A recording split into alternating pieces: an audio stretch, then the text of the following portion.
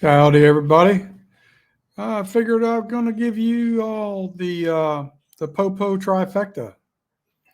Going to give you three stories related to my experience with the Delaware State Police that were all very interesting. So this is the third part of the trifecta.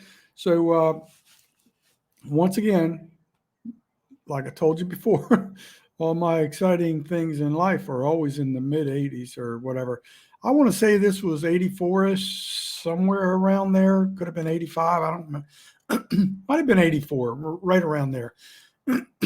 Excuse me. But as a dispatcher, I used to work a lot of night shifts. I always preferred the night shift. A lot of people had families, and whenever I could, I always would work overtime, do the night shift, what have you, and I just loved it.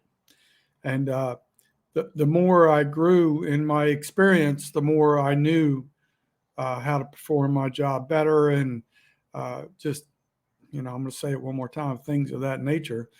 But you learn geographical areas. You learn what alarm systems were very reliable back then, which ones were unreliable. We had two alarm systems you could really count on. If there was a problem, if you responded to an alarm activation, you knew it was going to be something real. So both were in the same troop area, Troop One, believe it or not, which is the area I grew up right down the street. And there was one business. I think it was called Save a Cent. It was a pharmacy. It was on Governor Prince Boulevard, and it was right when you would come into the community of Edgemore Terrace and Edgemore Gardens. Edgemore Gardens was more of a rougher area, like a lower income area, and then Edgemore Terrace was a little bit of a nicer area. And my mom and I, we eventually moved into Edgemore Terrace. I don't remember if we were residing there at this time of this incident, but my aunt was living right up the street, not too far away. So I knew a lot about it. So picture this, it's probably 2:30 in the morning or something like that, like middle of the night, like crazy hour, and get an alarm activation. So I'm feeling pretty positive that, this is not just going to be a false alarm. So I dispatched the closest trooper. It was this female trooper who she responds. So I want to make this perfectly clear. This is not an attack on female or female troopers, but this particular female trooper did pretty much everything wrong you could do. So we're just going to talk about those steps. So she, whenever she would get excited on the radio, she pulls up and the front door is smashed out. It's a glass door basically, and then it was pretty much the rest of the building was pretty much like solid concrete. There was no windows or anything like that. So she is very excitable, saying it's a hit, but when she would get excited, like you couldn't really comprehend. The only thing I understood was it's a hit. And then so she's there, and then somebody's walking out with a bunch of stuff, and she draws down on the obvious perpetrator of this burglary, and orders him, to stand against the wall. Well, this is where a huge series of mistakes were made, and it's easy for me, and hindsight being 2020, but everybody knew what transpired that night was like so mismanaged. But so when she told me it's a hit,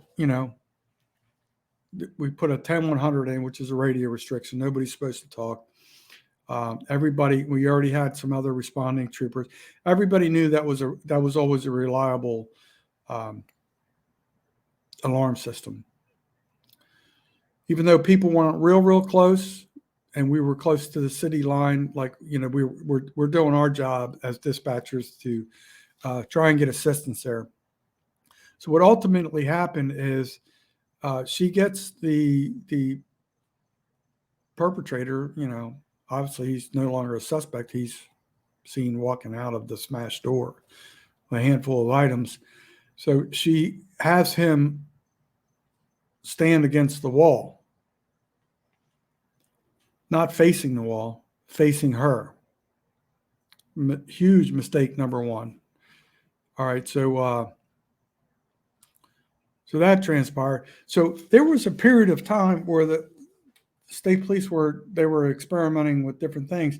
So they had like the I forget what you call the straps up here, and they were using a lanyard system that would attach to their butt of their service weapon. So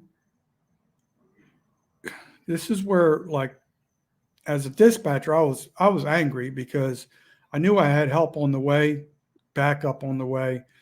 I already had that going even before she arrived, because I knew that was a reliable alarm system.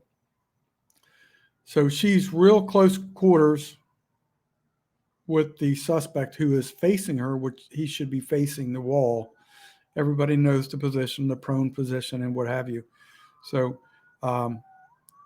mistake number two, she was too close to the individual.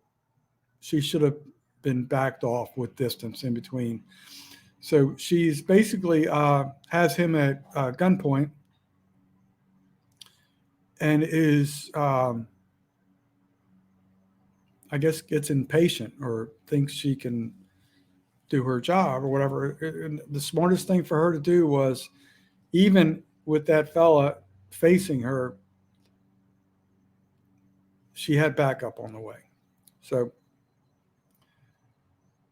she proceeds. I wish I could stand up where you could see this, but basically, I'm going to try and do this.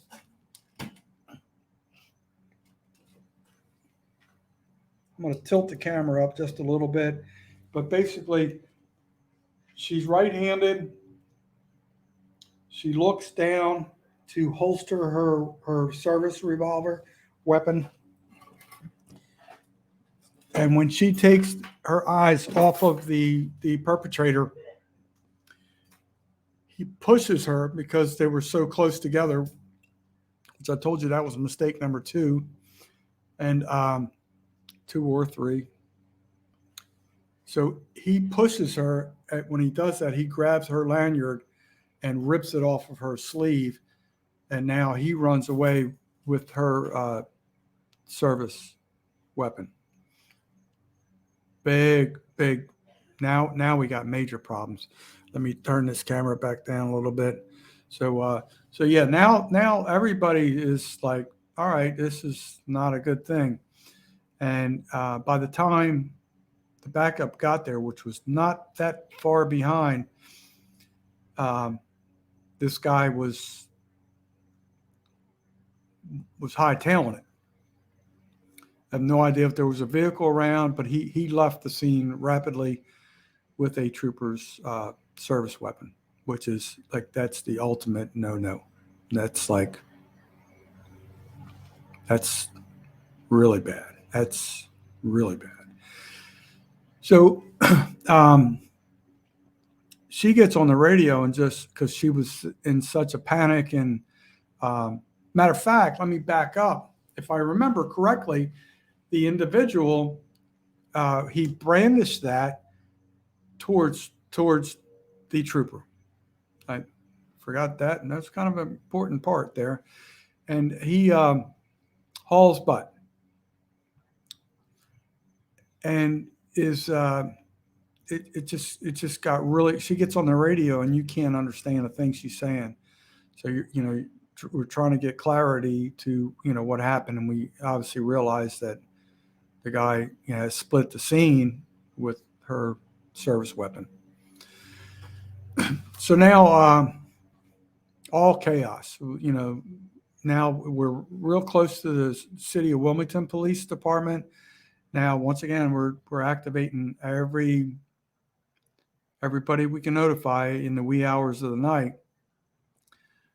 City police, literally every department you can do as rapidly as possible. Usually the helicopters are not up in the air at 2:30 or 3 in the morning. Every once in a while they're on a transport where they are up. So it takes a little while for them to get activated. So it's not like they're sitting around like the Maytag repairman and can get up in the air. And back then there were, periodically there were, canines were available.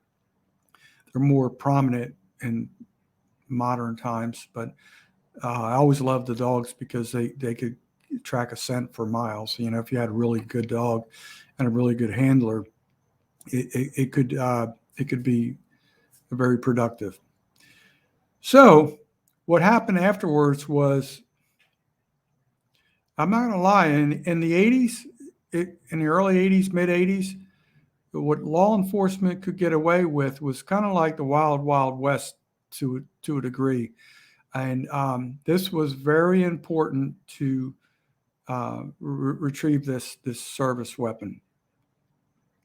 So they had all these task force, like local police departments, U.S. Marshals, FBI, you name it, everybody, and they just they were literally pretty much like kicking in doors. Anybody that had a drug problem or that had been under surveillance, anybody that could possibly have any information, everybody was like, literally for weeks, it was like nobody, like none of the druggies, like pretty much drug sales and all that type of crazy crime pretty much stopped in the middle of the night, because the popo they were going to, if they hadn't reached you yet, they're going to get to you, and they might come back 2 or 3 times. And they were trying really hard to find out who had this service weapon. I will tell you, after years, they never did retrieve the weapon. Fortunately, it was never used in a crime. The last I heard, chances are it probably ended up in the Delaware River, because it wasn't that far away. The Delaware River was real close. So something like that probably happened, but it was like I think I've told you before in the past, like one of my goals, when I did dispatch, was to never lose a trooper while I was on the radio. You never want to lose a trooper, put it that way, or a law enforcement officer, but you don't want to feel responsible in any way for possibly to. So in that situation, I knew I had done everything correctly. For whatever reason, this trooper had failed to follow proper training. And then later on, she went on to have a lot of history of problems, just not holding the standards of what a Delaware State Trooper should uphold, and ended up being terminated. And it was a very nasty situation with that, but she ultimately did not really succeed in her efforts, with the suit against the state police. She was just unfit to be a trooper. Hate to say it, that's the truth. And so as I'm reflecting on some of the previous stories, I remembered that one, and that particular incident was very impactful on me, because it could have gone so many different ways. It could have, honestly, I'll tell you the errors in her, I already kind of summed up on it. All she had to do was have the guy turn around in the prone position, lean against the wall, legs spread apart. That way, that if they lift one leg, they're going to lose their balance, and that there's a reason for that prone position. He's facing her, which is like error number one, major error number one. Error number two, she was too close to the guy. He could reach out and obviously make contact with her. Error number three, she should have been at a distance. Error number four, basically, she had a perfect opportunity for backup to get there and end this situation successfully. And she would have honestly, looked like, don't want to say a hero, but she would have been very well rewarded, by her comrades for, excellent police procedure if it had gone that way. It did not. So I'm going to share another story. I just got to remind myself to review some of the story times in the catalog. And there's another very, very influential incident that did take place. And I don't think I've ever talked about it. I just need to refresh my memory to make sure. And we're going to come back to you with, another story related to the law enforcement incident. And this one, I was a ride along, and I did witness this. It was very, very powerful, very, I don't want to say emotional, but very, very impactful, I guess is a good word to use. But anyway, so always respect law enforcement and respect the thin blue line. A lot of things go on out there that, most officers, pretty much know what they're doing and do the right thing. There's, sometimes, like in any occupation, sometimes, some people get through the cracks or whatever. But anyway, so that's all been resolved. I appreciate everybody listening to me one more time. And this is not all, I enjoy sharing these stories because it was a very important part of my life at that time. And it really, some people have no interaction in that type of environment with like law enforcement or whatever. I feel it's kind of important for people to really understand from like insider's perspective of some of the craziness that can occur. And that's all. Anyway, I'm done rambling. Appreciate you folks. Remember, when you get an opportunity to, take care of another law enforcement individual or a firefighter, anybody that is a first responder, because there's an important message out there right now going around in February. # find a way to serve. Love your first responders, and always take care of them. We'll talk.